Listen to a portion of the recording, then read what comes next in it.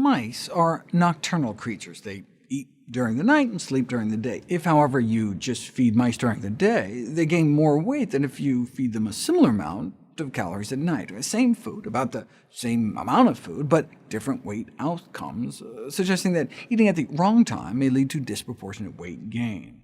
In humans, that would presumably mean eating at night. Weight management recommendations often include advice to limit nighttime food consumption, but this was largely anecdotal until it was first studied experimentally in 2013. Researchers instructed a group of young men to not eat after 7 p.m. for 2 weeks, compared to a control period where they continued their regular habits. After the night eating restriction, they ended up about 2 pounds lighter. This is not surprising, given that dietary records show they inadvertently ate fewer calories during that time. To see if timing has metabolic effects beyond just foreclosing eating opportunities, you'd have to force people to eat the same amount of the same food, just at different times of the day. The U.S. Army stepped forward to carry out just such an investigation. In the first set of experiments, Army researchers had people eat a single meal a day, either as breakfast or as dinner. The results clearly showed that the breakfast group lost more weight. Check it out. Have people eat only once a day at dinner, and their weight doesn't change much. Have them eat once a day at breakfast, and they lose about 2 pounds a week. Like in the night eating restriction study, this is to be expected, right? Given that people tend to be hungrier in the evening.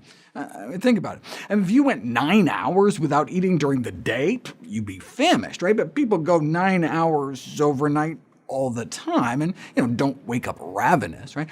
There's a natural circadian rhythm to hunger that peaks about 8 p.m. and drops down to its lowest level at about 8 a.m. Right? That may be why breakfast typically is the smallest meal of the day. The circadian rhythm of our appetite isn't just behavioral, it's biological. It's not just that we're hungry in the evening because we've been running around all day. If you stayed up all night and slept throughout the day, you'd still be hungriest when you woke up that evening.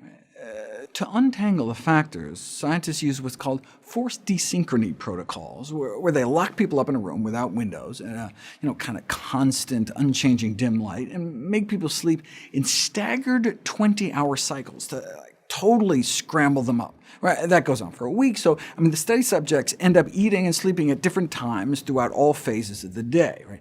Then you can see if cyclical phenomena are truly based on internal clocks, or just a consequence of what you happen to be doing at the time. For instance, there's a daily swing in our core temperature, and blood pressure, and hormone production, and digestion, and immune activity, and almost everything else. But let's use temperature as an example. Your body temperature bottoms out usually around 4 a.m., dropping from 98.6 down to more like 97.6. Now, is this just because your body cools down as you're sleeping? No.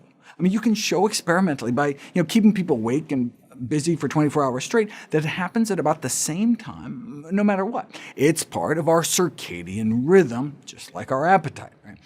It makes sense, then, if you're only eating 1 meal per day and you want to lose weight, you'd want to eat in the morning when your hunger hormones are at their lowest level. OK, but then things start to get weird. The Army scientists repeated the experiment, but this time they had the participants eat exactly 2,000 calories, either as breakfast or as dinner. Right? That takes appetite out of the picture. Right? They were also not allowed to exercise. Same number of calories, so same change in weight, right? No, the breakfast-only group still lost about 2 pounds a week compared to the dinner-only group. 2 pounds of weight loss, eating the same number of calories. That's why this concept of chronobiology, meal timing, when to eat, is so important.